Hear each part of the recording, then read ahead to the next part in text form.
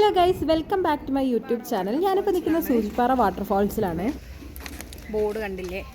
അപ്പം ഇനി നമ്മൾ ഇവിടുന്ന് നേരെ ടിക്കറ്റ് എടുത്ത് പാർക്ക് ചെയ്തിട്ട് നേരെ വാട്ടർഫാൾസിലേക്ക് നടക്കുന്ന വഴിക്കാണ് ഞാൻ ഇങ്ങനെ ഒരാളെ കണ്ടത്. എനിക്ക് ഫസ്റ്റ് കണ്ടപ്പോൾ മനസ്സിലായില്ല, പിന്നെയാണ് മലയണ്ണാനാണെന്ന് മനസ്സിലായത്. നമ്മൾ ഇവിടുന്ന് നടക്കാണ്ട് ഏകദേശം 1 കിലോമീറ്റർ നടക്കാണ്ട്. അപ്പം നമ്മൾ നടന്നുകൊണ്ടിരിക്കുകയാണ്. പെട്ടെന്ന് 1 കിലോമീറ്റർ ഉള്ളൂ. ഭയങ്കര ഈ കാടിൻ്റെ ഉൾവനത്തിൽ കൂടെയുള്ള നടത്താണ്. ഭയങ്കര കുഞ്ഞു കുഞ്ഞു മൃഗങ്ങളും ഒക്കെ ഉണ്ട് ചുറ്റും. നല്ലൊരു എക്സ്പീരിയൻസ് ആണ്. എന്തായാലും ഇനി നമുക്ക് വാട്ടർഫാൾസിൻ്റെ അടുത്ത് എത്തുമ്പോൾ കാണാം. ഇതിൻ്റെ ഇടയിൽ എന്തെങ്കിലുമൊക്കെ കാണാനുണ്ടെങ്കിൽ ഞാൻ വീഡിയോ എടുക്കുന്നതായിരിക്കും. പിന്നെ കുറേ നേരമായി ഗൈസ്, അങ്ങനെ ഞങ്ങൾ കുറേ നേരമായി വാട്ടർഫാൾസിൻ്റെ അടുത്തേക്ക് എത്താൻ വേണ്ടി നടക്കുകയാണ്. ഞങ്ങൾ സൂചിപ്പാറയിലേക്കാണ് പോയിക്കൊണ്ടിരിക്കുന്നത്. അതായത് ഞങ്ങൾ കുറേ കാലത്തൊരു ആഗ്രഹിച്ചൊരു ഡ്രീം കം ട്രൂ ട്രിപ്പായിരുന്നു ഗൈസ്. വർഷങ്ങളോളം എടുത്തല്ലേ പ്ലാൻ ചെയ്തിട്ട്. ഞങ്ങളെ വീട്ടിൽ നിന്ന് വിടാറില്ല, വിട്ട് തുടങ്ങിയത്. അതിൻ്റെ ഒരു സന്തോഷം ഞങ്ങളെ മുഖത്ത് കാണാനില്ലേ? ഇതൊരു തുടക്കമാവട്ടെ. ഇനി അങ്ങോട്ട് ട്രിപ്പുകളോട് ഞങ്ങൾക്ക് ആദ്യം ഇന്ത്യൻ്റെ അകത്ത്, പിന്നെ ഇന്ത്യക്ക് പുറത്ത്, ഇങ്ങനെയൊക്കെയാണ്. കേരളത്തിനകത്ത്, ഇന്ത്യക്കകത്ത്, പിന്നെ ഇന്ത്യക്ക് പുറത്തായിരിക്കും. ഇതാണ് ഞങ്ങളെ പ്ലാൻ ഗൈസ്. കല്ലിട്ടൊരു വഴി കൂടി കേട്ടോ ഞങ്ങൾ നടക്കുന്നത്. കുറച്ച് ടാസ്ക്കാണ്, ഇത് കുഴപ്പമില്ല. ഇത് സത്യം പറഞ്ഞാൽ ഒരു കാടിൻ്റെ നടുക്കാണ് ഗൈസ്. നമ്മൾ നടുക്ക് കൂടെയാണ്.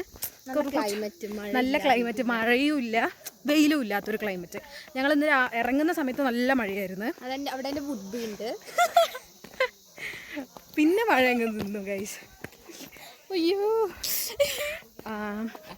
അപ്പം ഇനിയിപ്പോൾ വാട്ടർഫാൾസ് ഞാൻ ഒരുപാട് കാലമായി ഒരു വാട്ടർഫാൾസ് കണ്ടിട്ട്. ചെറുപ്പത്തെ എപ്പോഴോ ആണ് പോയത്, പിന്നെ പോയിട്ടേ ഇല്ല.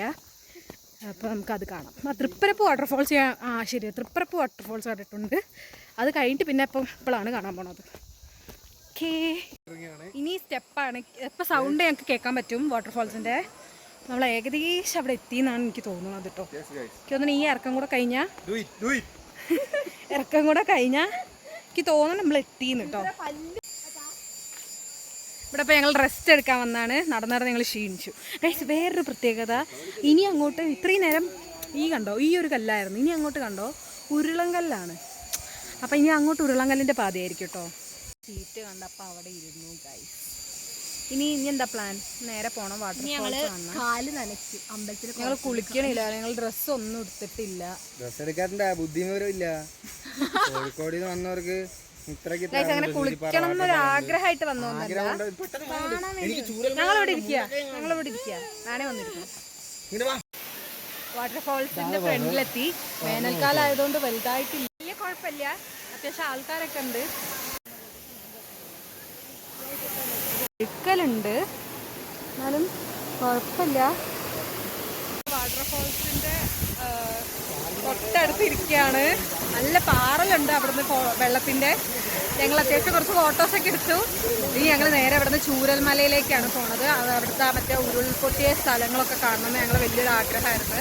അപ്പോൾ അവിടേക്കാണ് പോണത്. പക്ഷെ വാട്ടർഫാൾസ് വെള്ളം കുറച്ചുണ്ടെങ്കിലും പക്ഷെ ഭയങ്കര തണുപ്പാണ്. നല്ല രോമാഞ്ചമൊക്കെ വരുന്നുണ്ട് എനിക്ക്. അങ്ങനെ നമ്മളിവിടുന്ന് നേരെ ചൂരൽമലയിലേക്ക് പോവാണ്.